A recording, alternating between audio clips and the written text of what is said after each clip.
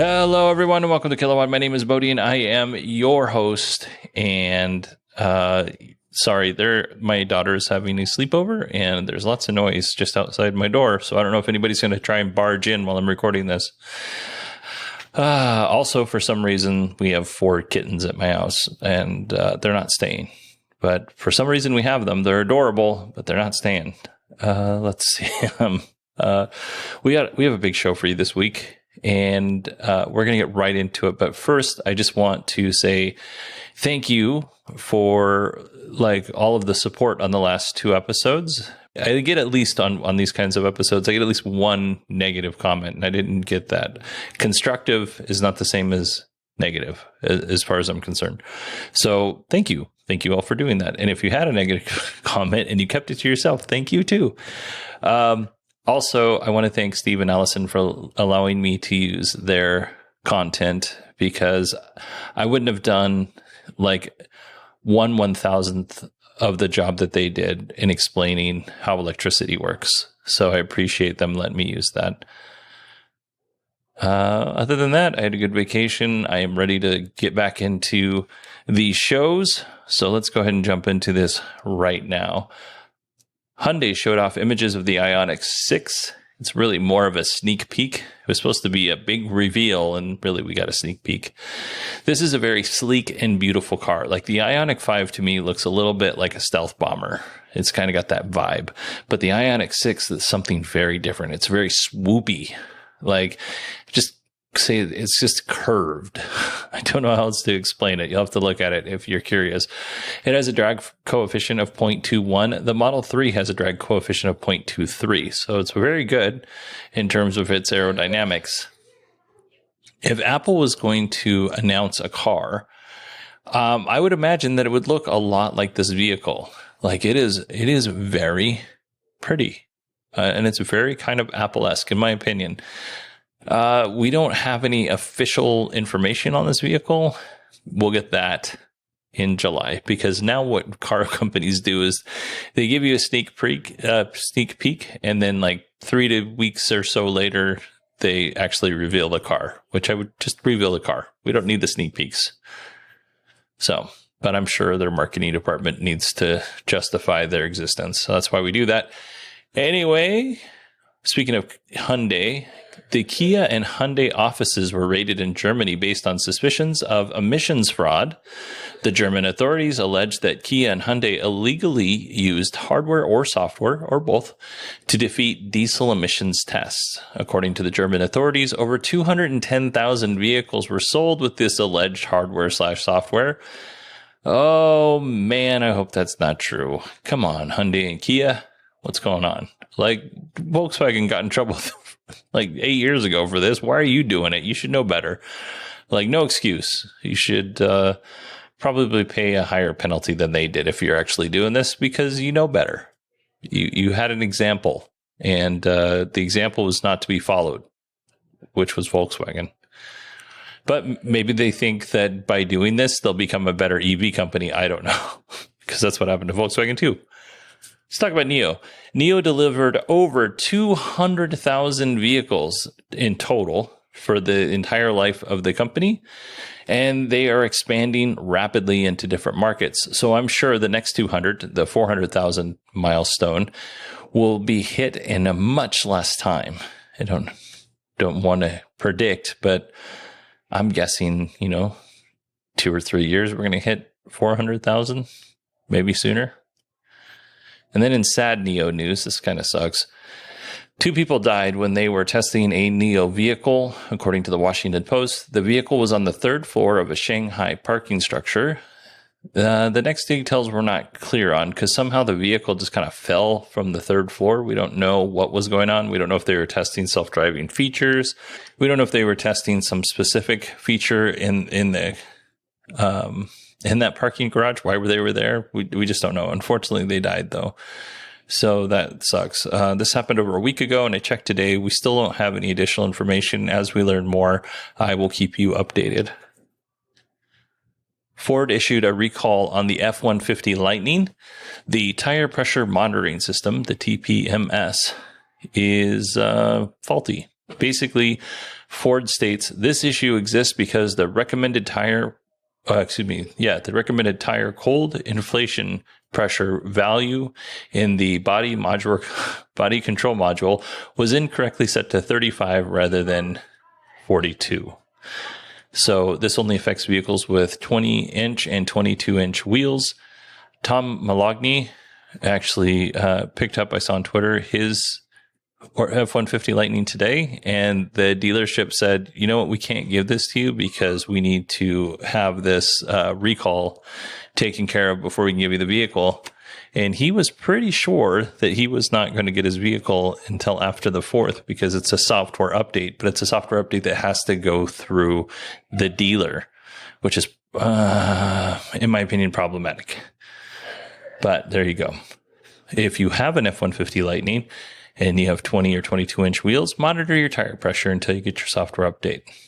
Oh, and you know what? Speaking of F-150 Lightning, man, you should be listening to the SMR podcast because Chris Ashley has been going through some stuff with his. Like, the car is great. This is just getting things installed for his charger. He's done a very good job of chronicling everything that he has had to go through to get his charger installed. And I don't want to, I've been very fortunate to be on a Telegram thread with him, and we get updates pretty much every day, if not every other day. And I don't want to steal any of his thunder. So go listen to the SMR podcast and listen to all the stuff that poor guy's had to go through to this point. Yeah, he's taken it very well. Probably in some cases much better than I would, if I'm being honest with you. LG has thrown its hat in the EV charging ring. LG acquired Apple Mango, an EV charger manufacturer. And I'm going to be honest, these chargers are very sexy. They look very sleek, very nice. In the press release, they showed off one of the fast chargers had a nice big screen on it, and it was displaying what looked like advertising. So it's kind of funny.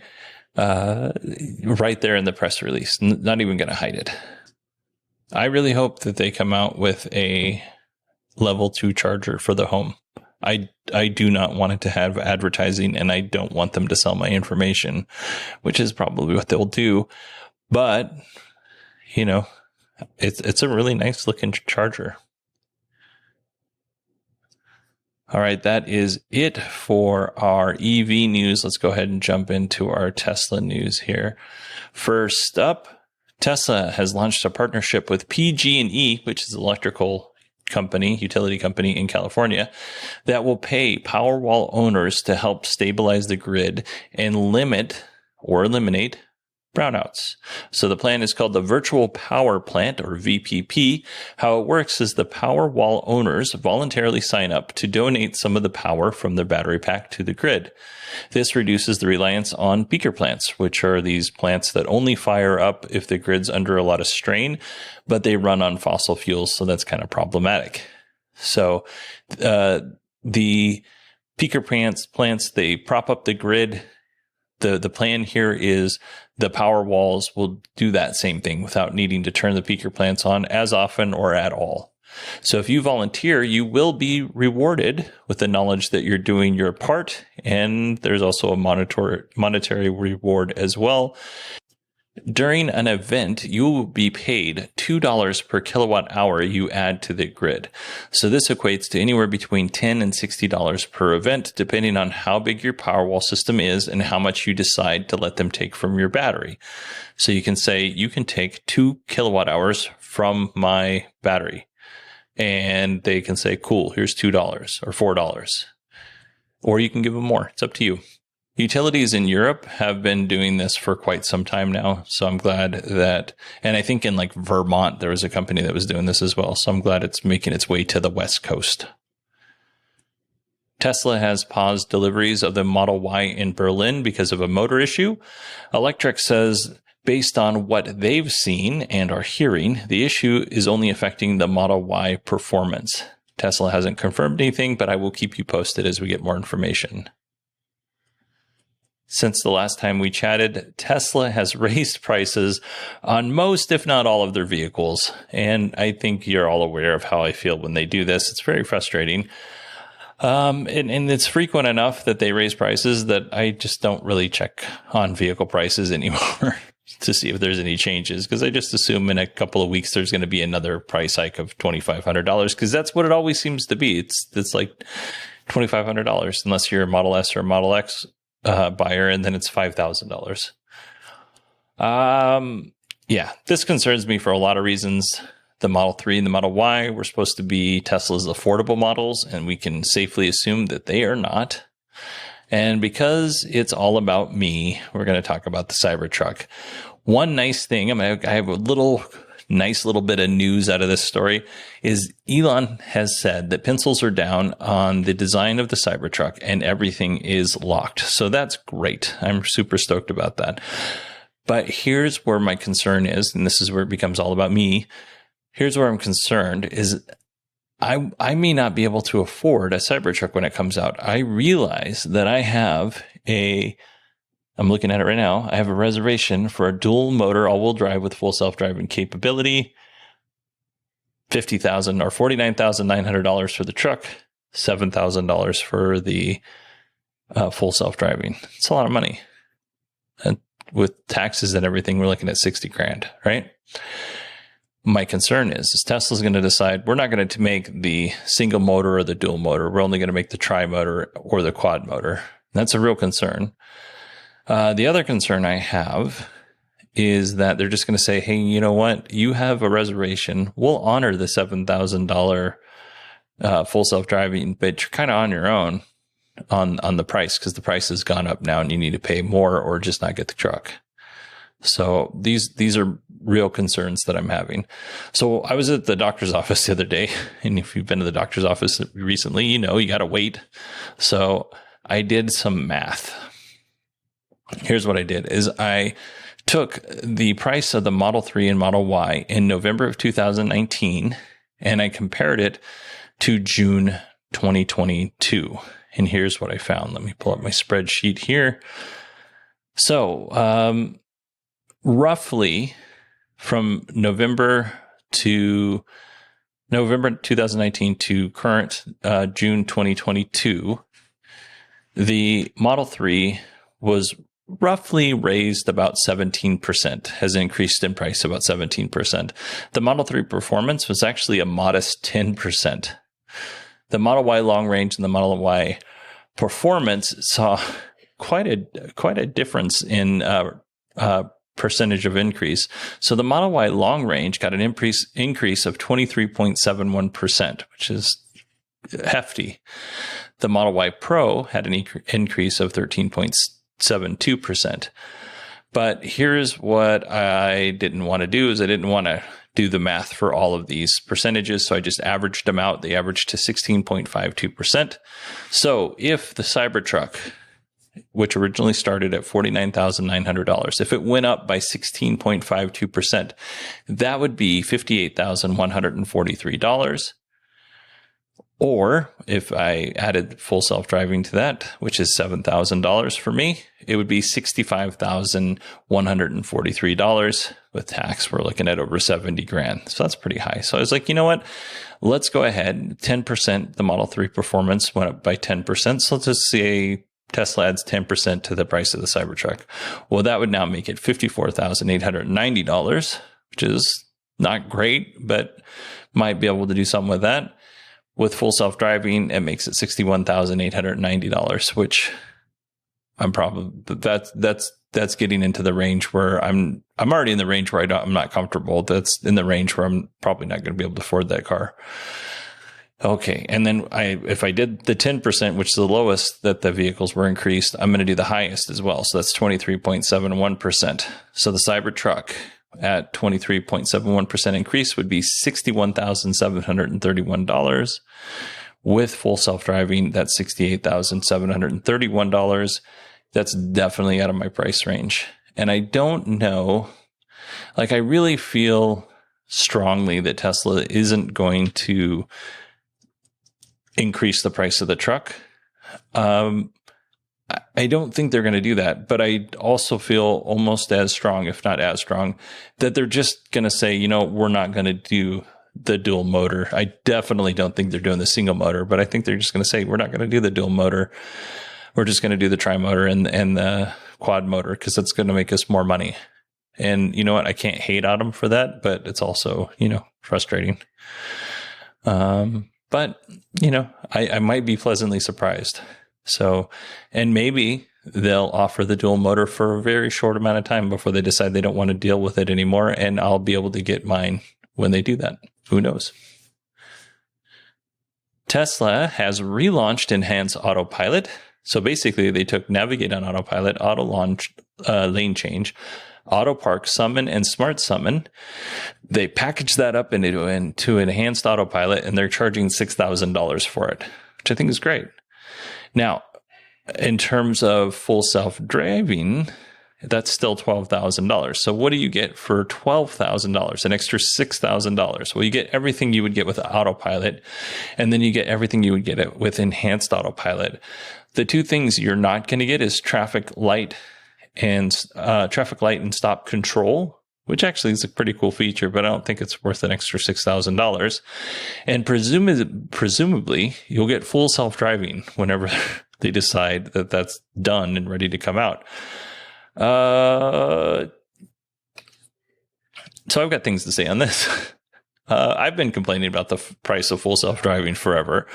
And even for what they're offering Enhanced Autopilot for, I think that's probably more of a $4,000 option, not a $6,000 option. I think it's a little high still. Just saying. The things that they are giving us for $6,000, other auto manufacturers are figuring this stuff out, and they're giving a lot of it for free. And when they do charge for it, they're not charging nearly as much, which is, probably because Tesla is charging a lot. So they're going to undercut Tesla because they're kind of behind on electric vehicles. So I think it's overpriced. I think $12,000 is a stupid amount of money on something that you may or may not get to use during the time you own the car. The take rate for full self-driving must be so low, because if it was super high, they would not feel the need to spin out Enhanced Autopilot. So I found a 2021 survey of 17,000 people. It was performed by Twitter user Troy Teslike, at Troy Teslike on Twitter. This is not scientific, but this Twitter user, Troy Teslike, he has a lot of data stuff on his page. He's very data-driven, data-centric on his on his Twitter account. So I think it's a good bellwether. It's not scientific. I wouldn't go bragging to your friends about this or trying to use it in an argument. This is just informational only. So here's the take rate based off this survey. Here's the take rate of full self-driving from 2016 to current. All right. So Q4 2016, which I think was when Hardware 2 was released. It could have been announced in Q3 and released in Q4. I can't quite remember. It's been a while ago. But the take rate at that time was 12%, according to this survey. This stayed flat until Q3 2018, when the take rate jumped a little bit to 22%, and then it kind of went up and down just a little bit here and there. And in Q2 2019, it jumped 46%, which was its peak. And I can only assume that the take rate was increased by so much because everyone was excited that they were able to get their Model 3s and Model Ys, and they'd been hearing about full self-driving, but they hadn't experienced it. So they thought they were going to get something, and then they got it, and they showed it off to their friends, and it wasn't quite what they wanted, or wasn't quite what they expected, I should say, because the take rate of full self-driving after that steadily declines until Q2 2021, when this survey was done, and it settled at 11%. Now, at the moment, I don't know what that number would be. And again, this is nothing official. Tesla doesn't talk about this, but I don't know why last year around this time, Tesla offered up the $200 subscription, which I don't think a lot of people are taking. when it came out, I saw a lot of people online, especially on Twitter, who were like, "Ooh, this is interesting. I might try this." And then I haven't heard much about it since. So they offered the subscription, and now they're rolling out Enhanced Autopilot. I honestly think they need to drop the price back down to $5,000 or raise the price of every Tesla, because I don't have a problem doing that, by $5,000 and just sell it with every vehicle. So it's a no-brainer. You buy a Tesla, you get full self-driving. And if it doesn't come to fruition, you didn't pay extra money for it. You just paid what the car was worth. Because right now you're paying extra money, $12,000 extra. And we're on hardware 3 and we're not there yet. And hardware 4 will come out next year with the Cybertruck. So everybody who owns a Tesla right now with hardware 3, you're going to have a very good product when Tesla figures it out, but you're not going to have full self-driving because they're already on hardware 4. Like I still believe Tesla's going to support the hardware 3 and continue making it better, but hardware 4 is on its way. Like we're going to hear from Tesla in September at Tesla AI Day, and I would be surprised if we did not hear more about hardware 4 during that time. Be surprised also if we didn't hear more about the Cybertruck during that time. So, all right. I get excited. Sorry. I'm excited. All right. These next 2 stories they're not bad. They're just life, and I don't know. They do leave a bad taste in my mouth. So let's go ahead and jump into it. Before I went on vacation, we talked about layoffs at Tesla. It's been in the news quite a bit. Elon said that everyone that's working at home needs to come into their assigned offices. And if they don't, Tesla will assume that they quit their jobs. He also mentioned that there's going to be layoffs. Tesla's going to lay off 10% of the company. Well, now we've learned that Tesla has laid off 200 employees, or nearly 200 employees, on the autopilot team in San Mateo, and California, and they also shut down the San Mateo office where these folks worked. Tesla laid off supervisors, labelers, and data analysts. Most of the people who were laid off were labelers, and the labelers were responsible for determining if the AI correctly identified an object or not. Right now, it looks like Tesla has 81 workers remaining, and looks like those folks are going to have to relocate to the Buffalo office. So I guess there's a autopilot team in New York City, autopilot team in Buffalo, and there was an autopilot team in San Mateo. So the remaining workers, it looks like they're going to be relocated to Buffalo, which sucks, because if you don't want to go to Buffalo and you liked living in San Mateo, you got a tough decision to make. And it also sucks for everybody who lost their job.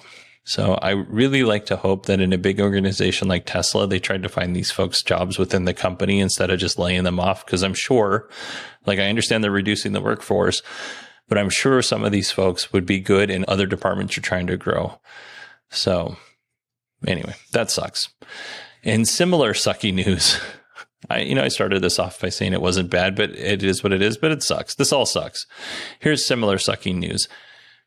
This is an email that was leaked from a Tesla employee. Here's how the email reads. This is an automatic notification. You are receiving this email because there is no record of you using your badge to enter a Tesla facility on at least 16 days over a 30-day period ending on June 28th. As a reminder, all employees are expected to be back in the office full time. We realize that there are various reasons why you may not have badged in, including illness, vacation, or traveling for business. Whatever the case, please clear the reason for your absence with your manager by email, with a copy also sent to absence@tesla.com. I've worked in places where you got like a demerit if you took a sick day, and you could only get a certain amount of demerits within a time period before they would fire you, which I think is dumb. There's lots of things going on in a person's life. If you have somebody abusing their sick time, then you need to address it with that person. I'm pretty sure that highly motivated people, like the ones that are probably working in these Tesla offices, do not want to be micromanaged. And if there's somebody abusing their sick time, then you should absolutely call them on the carpet for it. But to send out an automatic email, without regard for why this person might be out. Maybe this person is on maternity or paternity leave. This is just adding stress to your employee. And I wouldn't be surprised if a couple of people just quit over this kind of stuff. High functioning people, they don't appreciate this kind of behavior. And I wouldn't blame them if people just started quitting for this very reason. And maybe that's what Tesla wants. Maybe they just want to irritate you until you quit so they don't have to pay severance and all that stuff. I don't know in Cobra. But man, like if you're out for one of these reasons, usually, like I know people who have unlimited sick time or PTO time. They have unlimited PTO time. They can do whatever they want with their PTO time. And they still let their boss know because they're professional that they're going to be taking X, Y, or Z day off. And they also make sure with their team, hey, is this going to cause problems? What do I need to get done before I take this time off? Like unlimited PTO is not really unlimited PTO because you have all of this pressure from the people that you work with to make sure that you have your portion of the job done before you leave and tucked in. And I'm sure not everybody's like that, but the people I know who have unlimited PTO are like that. So whatever Tesla's doing here, it just feels obtrusive. Like if you have a problem with somebody, take care of it with them. If you think you're having a problem with a bunch of people en masse, well, then the problem might be with you and not with your employees. Moving on to our final story, and quite frankly, a happier story. We are going to talk about the Tesla wildland fire. Now, Patrick C. on Twitter pointed this out to me earlier this week, and the headline read, KRON News. They had a headline that said, Tesla fire expands 552 acres. The fire was caused by a car crash, but the car wasn't a Tesla. So initially, my reaction was one of indignation. I was like, the heck is this? Like, why are they calling this the Tesla fire when no Teslas were involved? And as far as I know, it's not anywhere near the Tesla factory. So I was like, man, this sucks. What's going on here? This is like clickbait, sensationalism. This has nothing to do with Tesla. Like I started in my head defending Tesla, and then I read the article, and then I realized that my job is literally being a firefighter. I'm like, hold on, you know how this works. Like this is your job. This isn't the KRON News. They're not creating the name Tesla fire. The road the fire happened to be next to was on Tesla Road. So it has nothing to do with Tesla, the car company. It has nothing to do with Tesla, the factory. It just happened to be on Tesla Road. So when a fire engine arrives on scene for a wildland fire, or let's say it's a structure fire, for instance, because I don't run very many wildland fires where I work, run a few, but it's not like they're never really that big. They're usually over within a day or two. But let's just say there's a fire at McDonald's, right? So the first arriving officer, which is usually an engine, the first arriving officer is going to give you an on-scene report. On-scene reports are just basically telling the crews in the other trucks that are responding to the same fire that you are what you have. So in the instance of a McDonald's, an on-scene report would sound something like, Engine 1 is on scene of a working fire at a McDonald's. We're laying a line, taking 1 3/4 for search, rescue, fire, attack. We're in the offensive strategy. Engine 1 will be ba-da-ba-ba-ba command. So that ba-da-ba-ba-ba can be anything. I can say McDonald's command. If it's on, Kilowatt Street, I can say Kilowatt command. If it's on First Avenue, I can say we're First Avenue command. So the first driving officer will usually give that on-scene report, and then they name the fire, whatever it happens to be. If it's a store like McDonald's or Walmart or Lowe's or Home Depot, we say the name of the store typically because everybody knows more or less what a McDonald's looks like on the inside. Everybody knows more or less what a Lowe's looks like on the inside.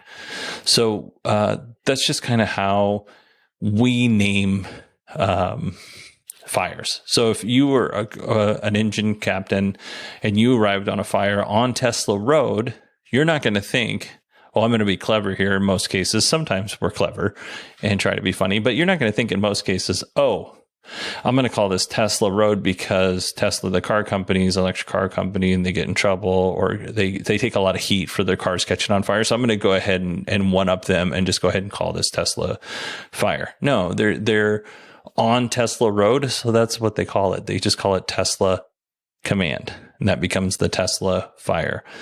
Now, does that happen in every case? I don't know. It happens where I work. I can't tell you if it happens in every case, but we work under a similar command system that the federal government does, if not the exact same system in some areas. So it would make sense to me that whoever was first on scene called this the Tesla command, and it became the Tesla fire. It's kind of how that works. And hopefully that gives you a clear, or at least some clarity on how those fires get named. And again, I work in a very small part of the United States. They might be different on the East Coast, might be different in northern Arizona. But as a general rule, that's how fires get named in the places that I've worked. And I've worked in 1, 2, 3, 4 different states. All right, everybody, that is it for me. I want to thank you all so much for listening. I feel like I was really blabby on this episode, trying to get back into the swing of things and being able to explain something that's simple without making myself sound dumb. So I appreciate you listening to the end. It means a lot to me. If you have any questions, you can email me. It's Bodie, BODIE @918digital.com. You can also find me on Twitter @918digital. I hope you all have a wonderful day, and I will talk to you next week.